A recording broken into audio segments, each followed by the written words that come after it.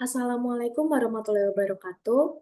Perkenalkan, nama saya Lisa Anggraini dengan nomor induk mahasiswa 25020102030 dari kelas MJ703 akan mempresentasikan hasil ujian akhir semester ganjil tahun ajaran 2025-2026 mata kuliah manajemen investasi dengan dosen Ibu Pustika Ayuning Puri, SE, MSIM.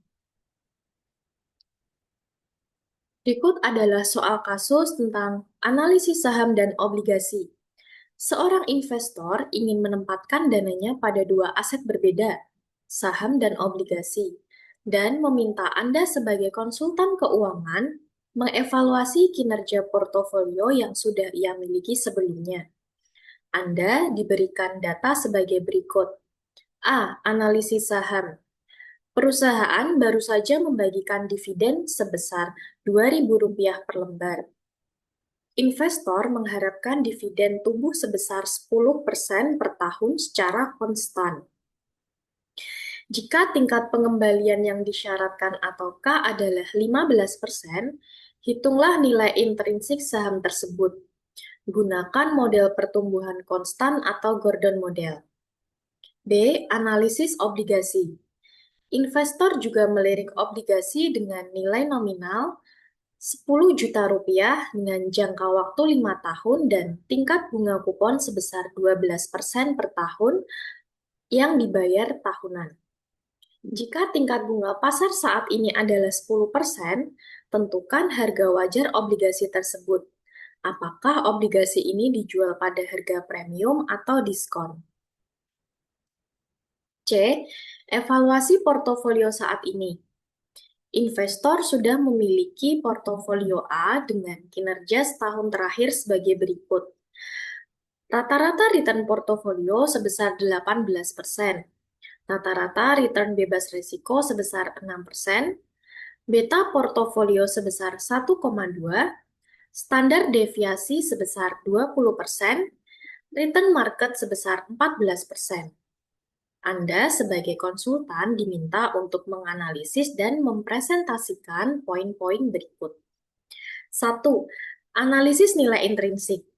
Tunjukkan perhitungan nilai saham PT Maju Bersama. Bandingkan dengan asumsi jika harga pasar saat ini adalah Rp45.000. Apakah saham tersebut layak dibeli atau undervalued, atau dijual atau overvalued? 2. Penilaian obligasi. Jelaskan mengapa harga obligasi tersebut berada di atas atau di bawah nilai nominal berdasarkan perbandingan bunga kupon dan bunga pasar. 3. Evaluasi kinerja. Hitung indeks Sharpe dan indeks Jensen untuk portofolio A. Jelaskan kepada investor apakah manajer portofolionya telah bekerja dengan baik mengalahkan pasar atau tidak. Berikut adalah penjelasan terkait analisis saham. Diketahui dari soal kasus tersebut bahwa dividen saat ini atau D0 sebesar Rp2.000 per lembar. Tingkat pertumbuhan dividen atau G sebesar 10%, dan tingkat pengembalian yang disyaratkan atau K sebesar 15%, harga pasar sebesar Rp45.000. Ditanyakan berapa nilai intrinsik saham tersebut dengan menggunakan model pertumbuhan konstan atau Gordon Model. 2. Apakah saham tersebut layak dibeli atau undervalued atau dijual atau overvalued? Ya, jawabannya, untuk menghitung berapa nilai intrinsik saham tersebut, kita harus menghitung dividen tahun depan atau D1, di mana D1 sama dengan D0 atau dividen saat ini dikalikan dengan 1 ditambah G atau tingkat pertumbuhan dividen. Jadi D1 sama dengan Rp2.000 dikalikan dengan 1 ditambah dengan 0,10 sama dengan Rp2.200. Jadi proyeksi dividen tahun depan atau D1 sebesar 2.200 per lembar. Kemudian kita menghitung nilai intrinsik saham atau P0. P0 sama dengan D1 dibagi dengan K dikurangi G. P0 sama dengan 2200 dibagi 0,15 dikurangi 0,10. P0 sama dengan 2200 dibagi dengan 0,05. P0 sama dengan Rp44.000. Jadi nilai intrinsik saham tersebut adalah Rp44.000 per lembar. Selanjutnya, apakah saham tersebut layak dibeli atau undervalued atau dijual atau overvalued? Jadi yang pertama, jika harga saham di pasar saat ini berada di bawah Rp44.000, maka saham tersebut dianggap undervalue atau murah dan direkomendasikan untuk dibeli. Yang kedua, jika harga pasar saat ini di atas Rp44.000, maka saham tersebut dianggap overvalue atau mahal dan direkomendasikan untuk dijual atau menunggu harga terkoreksi.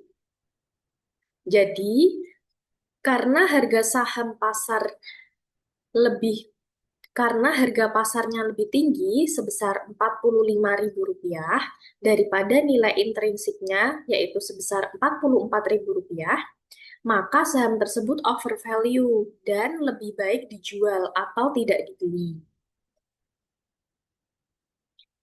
Selanjutnya terkait analisis obligasi. Diketahui dari soal kasus bahwa nilai nominalnya sebesar Rp10 juta, jangka waktunya sebesar 5 tahun, kemudian tingkat bunga kupon sebesar 12%, dan tingkat bunga pasarnya sebesar 10%. Yang ditanyakan adalah, satu, berapa harga wajar obligasi tersebut? Yang kedua, apakah obligasi ini dijual pada harga premium atau diskon? Yang ketiga, jelaskan mengapa harga obligasi tersebut berada di atas atau di bawah nilai nominal berdasarkan perbandingan bunga kupon dan bunga pasar. Pertama, kita menghitung harga wajar obligasi. Untuk menghitung harga wajar obligasi itu, kita harus menghitung kupon tahunannya terlebih dahulu, yaitu kupon tahunan sama dengan tingkat bunga kupon sebesar 12% dikalikan dengan nilai nominal sebesar Rp10 juta. Jadi kupon tahunannya sebesar Rp1.200.000. Kemudian kita menghitung present value kupon. Present value kupon atau PV kupon sama dengan kupon tahunannya sebesar Rp1.200.000 dikalikan dengan 1 dikurangi dalam kurung 1 ditambah dengan tingkat bunga pasarnya yaitu sebesar 0,10 pangkatkan dengan minus 5. Minus 5 yaitu jangka waktunya selama 5 tahun dibagi dengan 0,10. PV kupon sama dengan Rp1.200.000 dikali dengan 3,7908. Nilai present value kupon sama dengan Rp4.548.960.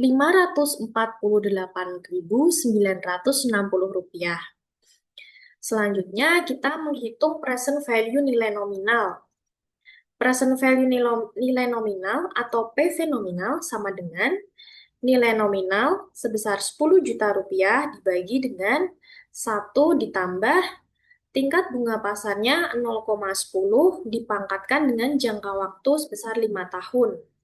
PV nominal sama dengan Rp10 juta dikali 0,6209. Present value nominalnya sebesar Rp6.209.000. Kemudian kita menghitung harga wajar obligasinya. Harga obligasi sama dengan present value kupon atau PV kupon ditambah dengan present value nilai nominal atau PV nilai nominal. Harga obligasi sama dengan Rp4.548.960 ditambah dengan Rp6.209.000. Harga obligasi sama dengan Rp10.757.960. Jadi, harga wajar obligasi tersebut adalah sebesar Rp10.757.960. Kedua, apakah obligasi ini dijual pada harga premium atau diskon? Ketahui bahwa nilai nominalnya sebesar 10 juta rupiah. Kemudian dari perhitungan sebelumnya didapatkan harga wajar obligasi tersebut sebesar 10.757.960 rupiah. Maka diketahui bahwa harga obligasi tersebut lebih besar daripada nilai nominalnya. Jadi, obligasi ini dijual pada harga premium. Yang ketiga, jelaskan mengapa harga obligasi tersebut berada di atas atau di bawah nilai nominal berdasarkan perbandingan bunga kupon dan bunga pasar. Harga obligasi berbanding terbalik dengan suku bunga pasar. Dalam kasus ini, harga obligasi berada di atas nilai nominal atau premium. Karena tingkat bunga kuponnya sebesar 12% itu lebih tinggi dibandingkan tingkat bunga pasar sebesar 10%. Karena obligasi ini menawarkan imbal hasil atau kupon yang lebih tinggi daripada yang tersedia di pasar umum, investor berani membayar lebih mahal, yaitu di atas 10 juta rupiah, untuk mengunci keuntungan sebesar 12% tersebut. Hal inilah yang menyebabkan obligasi diperdagangkan pada harga premium. Selanjutnya terkait evaluasi kinerja portofolio A.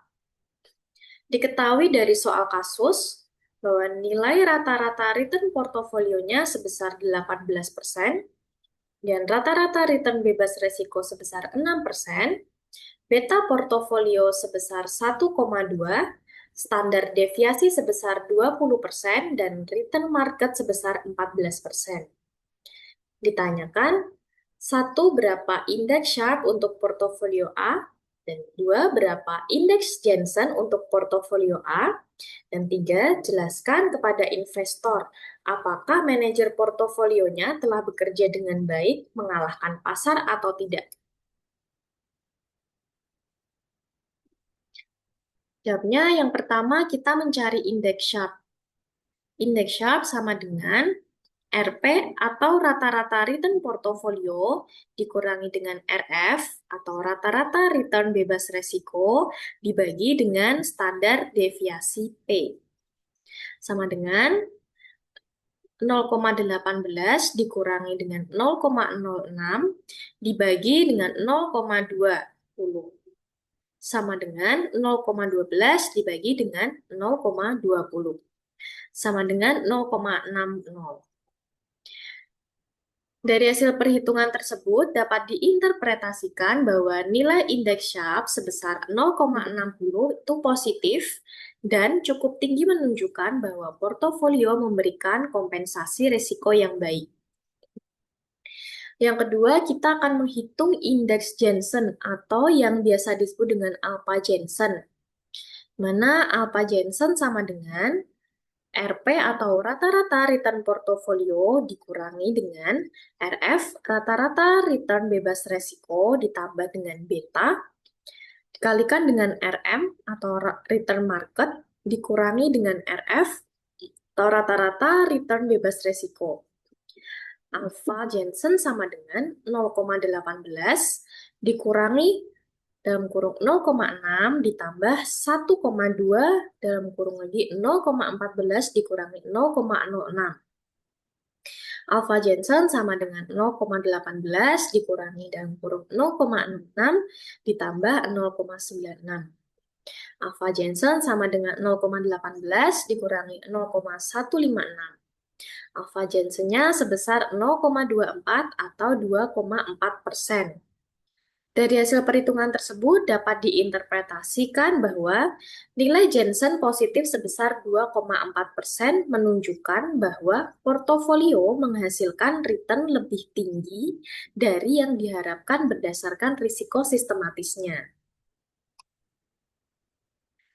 Untuk yang ketiga, jelaskan kepada investor apakah manajer portofolionya telah bekerja dengan baik mengalahkan pasar atau tidak.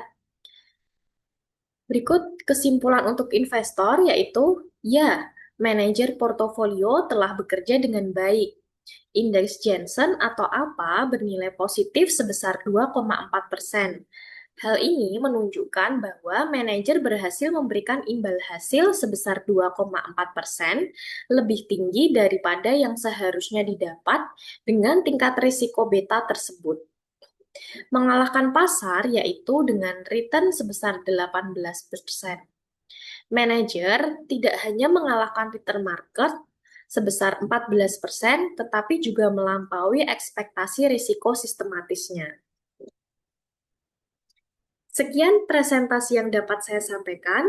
Mohon maaf apabila terdapat kesalahan. Terima kasih. Wassalamualaikum warahmatullahi wabarakatuh.